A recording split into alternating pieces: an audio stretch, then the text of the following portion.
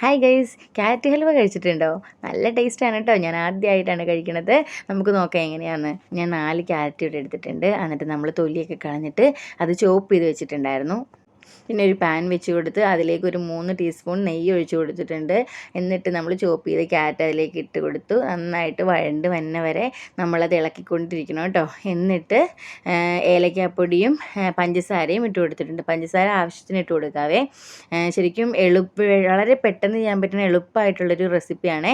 ഇത്രയും നെയ്യുടെ ആവശ്യമില്ലായിരുന്നു കേട്ടോ. ഒരു 1.5 ടീസ്പൂണൊക്കെ നെയ്യ് മതി. ഞാൻ നെയ്യ് മാറ്റിയിട്ടുണ്ട് അതിൽ നിന്ന്. എന്നിട്ട് ഒരു ടിന്നിലേക്ക് ഇട്ട് കൊടുത്ത് നന്നായിട്ട് നെക്കി അമർത്തി വെക്കണം. എന്നിട്ട് അതിൽ നിന്നും ഞാൻ നെയ്യ് മാറ്റിയിട്ടുണ്ട് കേട്ടോ. എന്നിട്ട് നമുക്ക് കട്ട് ചെയ്തിട്ട് അതിൻ്റെ പുറമെ ഞാൻ വെറുതെ ചുമ്മാ പഞ്ചസാര തൂക്കി കൊടുത്തിട്ടുണ്ട് ഒരു ഭംഗിക്ക്.